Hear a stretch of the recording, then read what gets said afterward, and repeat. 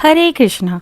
प्रिय श्रोताओं, आप सभी सुन रहे हैं भाद्रपद मास की कथा अध्याय को। कल आपने सुना व्रत और दान श्रद्धा एवं संयम के साथ करना चाहिए। तीर्थ यात्रा, स्नान और पितृ तर्पण से पाप नष्ट होते हैं। दान का फल केवल व्यक्ति ही नहीं, उसके कुल और वंश को भी प्राप्त होता है। भक्तों, आज आप सुन रहे हैं 16वें अध्याय को। यहाँ नारद मुनि राजा शतानिक को दान की श्रेष्ठता, विशेषकर अन्नदान की महिमा को समझा रहे हैं। राजा शतानिक ने विनम्र भाव से पूछा, हे महामुनि, अब तक आपने व्रत और तीर्थ की महिमा बताई, कृपा कर यह बताइए कि दोनों में कौन सा दान सबसे श्रेष्ठ माना गया है। नारद जी कहते, राजन, सभी दानों में अन्नदान सबसे श्रेष्ठ माना गया है, क्योंकि जल के बिना मनुष्य कुछ समय रह सकता है, परंतु अन्न के बिना जीवन असंभव है। जिस प्रकार प्राण आत्मा के लिए आधार है, उसी प्रकार अन्न प्राण के लिए आधार है। इसलिए जो मनुष्य अन्नदान करता है वह समस्त यज्ञों का फल प्राप्त करता है। अन्नदाता के घर कभी दरिद्रता प्रवेश नहीं करती। अन्नदान से किए गए पुण्य का फल कभी नष्ट नहीं होता। अन्नदान करने वाला व्यक्ति अपने कुल और वंशजों को भी पवित्र करता है। नारद जी ने इस विषय पर एक कथा सुनाई।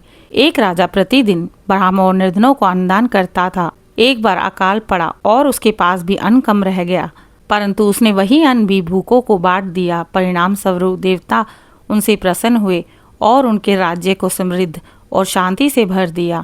उसके आगे राजा शतानिक ने निवेदन किया, हे नारद मुनि, अन्नदान की महिमा तो आपने मुझे सुना दी, कृपा करके बताइए, अन्नदान जैसे जलदान, वस्त्रदान, गोदान आदि का क्या फल है। नारद जी ने कहा, जलदान राजन, प्यासे को जल पिलाना महान पुण्य है। जलदान से मनुष्य को स्वर्गलोक की प्राप्ति होती है। प्यास से तड़पता हुआ जीव जब जल प्राप्त करता है तो उसके हृदय से जो आशीर्वाद निकलता है वह दाता के जीवन को मंगलमय कर देता है। नंग या फटे वस्त्र पहनने वाले को वस्त्र दान देने में ठंड, धूप और लज्जा से मुक्ति मिलती है। वस्त्र दान करने वाले को मृत्यु के बाद दिव्य आभूषणों से सुसज्जित किया जाता है। सभी दानों में गोदान अत्यंत दुर्लभ और पवित्र है। गाय को माता के समान माना गया है। गोदान से पितृ तृप्त होते हैं और यमलोक की यातनाएं नहीं सहनी पड़ती। नारद जी ने इस विषय में एक कथा सुनाई। एक साधारण किसान ने जीवन भर जल, वस्त्र और अन्नदान ही किया। मृत्यु के बाद जब वह स्वर्गलोक पहुंचा तो देवताओं ने उसका भव्य स्वागत किया और कहा, तेरे इन छोटे छोटे दानों ने ही तुझे महान बना दिया है। इसके बाद राजा ने विनम्रता से पूछा, भगवान, अब तक आपने अन्न, जल, गोदान की महिमा बताई, किंतु क्या भूमि दान और देवालय निर्माण का भी कोई विशेष महत्व है। नारद जी ने कहा, जो भूमि दान करता है वह अनंत कल्पों तक स्वर्गलोक में सुख भोगता है। भूमि दान से दाता को अचल पुण्य की प्राप्ति होती है। जैसे पृथ्वी सबको धारण करती है, वैसे ही भूमि दान करने वाले को लोक पालन का पुण्य मिलता है। अन्नदान अमृत तुल्य है, यह सब दोनों का राजा है। जलदान जीवन दाता है, इन दोनों से पितरों और देवताओं को तृप्ति प्रदान होती है। हे राजन, जो मनुष्य भगवान विष्णु, शिव या देवी के लिए मंदिर का निर्माण करता है वह अपनी 7 पीढ़ियों सहित स्वर्गलोक जाता है। मंदिर बनवाने वाले के पाप नष्ट होते हैं और स्वयं लोक कल्याणकारी हो जाता है। नारद जी ने इससे संबंधित एक प्रसंग सुनाया। एक राजा ने अपने जीवन काल में एक शिवालय का निर्माण करवाया। मृत्यु के बाद यमदूत उसे लेने गए, परंतु देवदूतों ने कहा, इसने महादेव के लिए मंदिर बनवाया, इसे नरक नहीं ले जा सकते। राजा स्वर्गलोक को चला गया और वहाँ देवगण उनका आदर करने लगे। इसके पश्चात राजा ने विनम्रता से पूछा, भगवान, आपने दान की महिमा बताई, अब यह भी बताइए कि तीर्थ स्थान, व्रत और उपवास का क्या महत्व है, और क्या यह सब करने से मनुष्य का जन्म सफल होगा।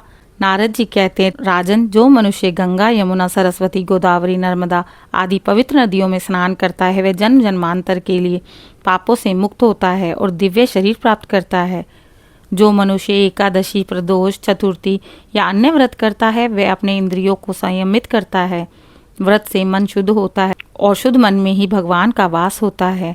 व्रत और तीर्थ स्थान के साथ यदि दान किया जाए तो उसका फल अनंत गुना बढ़ जाता है। विशेषकर अन्नदान, वस्त्रदान और दीपदान से पितरों और देवताओं को तृप्ति मिलती है। इस विषय में नारद मुनि ने एक कथा सुनाई। एक निर्धन ब्राह्मण ने केवल गंगा स्नान किया और एक दीपक जलाकर भगवान विष्णु को अर्पित किया। मृत्यु के बाद जब यमदूत उसे लेने आए तो विष्णु दूत प्रकट हुए और उन्होंने कहा, इसने पवित्र व्रत किया है और दीपदान से भगवान की सेवा की है, इसे हम अपने धाम ले जा रहे हैं। और वह ब्राह्मण विष्णु लोक को चला गया। राजा शतानिक हाथ जोड़ते हुए पूछते हैं, भगवान, ब्राह्मण, गुरु और अतिथि की सेवा का फल क्या है? क्यों कहा गया है कि उनका आदर ही सर्वोच्च धर्म है? नारद जी कहते हैं, राजन, गुरु वह दीपक है जो अज्ञान रूपी अंधकार को मिटाता है। गुरु का सम्मान करके मनुष्य सभी तीर्थों का फल प्राप्त करता है। ब्राह्मण वह है जिनमें वेद, मंत्र और तप का निवास है। ब्राह्मण को भोजन देना, वस्त्र देना अथवा उनका सत्कार करना स्वर्ण के द्वार खोल देता है। राजन, बिना बुलाए जो अतिथि आपके द्वार पर आए वह देवता के समान है। अतिथि को निराश करना पाप होता है और उसका स्वागत करना अनंत पुण्य देता है। नारद जी ने इससे संबंधित एक कथा सुनाई। एक गृहस्थ था जिसके घर एक दिन एक साधु अतिथि बनकर आए। गृहस्थ निर्धन था, उसके पास भोजन कम था, परंतु उसने यही अन्न साधु को अर्पित कर दिया। साधु प्रसन्न होकर बोले, तुमने देवताओं की पूजा की है, उसी पुण्य से गृहस्थ मृत्यु के बाद तुम दिव्य लोक को प्राप्त होगे। राजा शतानिक नम्रता से नारद मुनि से पूछते हैं, भगवान, मानव जीवन में सबसे श्रेष्ठ धर्म क्या है और किस साधन से जीव कल्याण पाता है? नारद जी ने कहा, राजन, धर्म का आधार सत्य है। बिना सत्य के कोई भी यज्ञ, तप या दान फलदायी नहीं माना जाता। सत्य से ही देवता प्रसन्न होते हैं। दान से पाप क्षय होता है और पुण्य से वृद्धि होती है। भूखे को अन्न दान, प्यासे को जल देना, विद्वान को वस्त्र देना, ये सब देवताओं को प्रसन्न करता है। व्रत से मन और इंद्रियां शुद्ध होती है। व्रत का पालन करने वाला मनुष्य जन्म जन्मांतर के पाप से मुक्त होता है। नारद जी ने इसी से संबंधित एक कथा सुनाई। एक समय एक साधारण किसान प्रतिदिन सत्य बोलता था। जो कुछ होता वही करता, वही बताता और महीने में एक दिन उपवास जरूर करता। उसके इस छोटे से तप और सत्य बोलने से उसको स्वर्गलोक मिला। देवताओं ने कहा, सत्य, दान और व्रत से ही जीवन पूर्ण होता है। इसके पश्चात राजा शतानिक ने आदर पूर्वक पूछा, भगवान, मनुष्य को कौन सा कर्म अवश्य करना चाहिए जिससे वह इस लोक में भी सुख पाए और परलोक में भी उच्च स्थान पाए? नारद जी ने उत्तर दिया, राजन, यज्ञ करने वाला मनुष्य देवताओं को प्रसन्न करता है। अग्नि में आहुति देने वाला पाप भस्म करता है। यज्ञ से वर्षा होती है, अन्न की वृद्धि होती है और प्रजा सुखी रहती है। तप से मनुष्य का हृदय निर्मल होता है। तपस्वी अपनी साधना से देवताओं को भी प्रभावित करता है। तब ही वह शक्ति है जिससे ऋषि मुनियों ने दिव्य ज्ञान प्राप्त किया। जो मनुष्य गंगा जी, काशी, प्रयाग, कुरुक्षेत्र, पुरी और द्वारका जैसे तीर्थों की यात्रा करता है वह जन्म जन्मांतर के पापों से मुक्त होता है। इसी से संबंधित तुम्हें मैं एक कथा सुनाता हूँ। एक धनी व्यापारी था जो कभी किसी तीर्थ पर नहीं गया, ना यज्ञ किया, ना तप। अंत समय वह बहुत दुखी हुआ। इसके विपरीत एक गरीब ब्राह्मण जिसने जीवन भर सत्य बोला, छोटा सा यज्ञ किया और गंगा जी के दर्शन किए, वह स्वर्गलोक को प्राप्त हुआ। यज्ञ से देव प्रसन्न होते हैं और प्रजा को सुख मिलता है।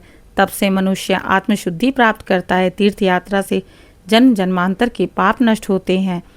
धर्म का मार्ग ही मोक्ष का द्वार है। राजन, राजा शतानिक ने हाथ जोड़कर नारद मुनि से कहा, आज मैं समझ सका कि धर्म ही मोक्ष का मार्ग है। भक्तों, आज की कथा अध्याय का समापन यहीं करते हैं। कल मिलेंगे अगली कथा अध्याय में। अगर आपको कथा पसंद आ रही है तो कृपया मेरे चैनल को लाइक, शेयर, सब्सक्राइब करें और कमेंट में हरे कृष्णा जरूर लिखें।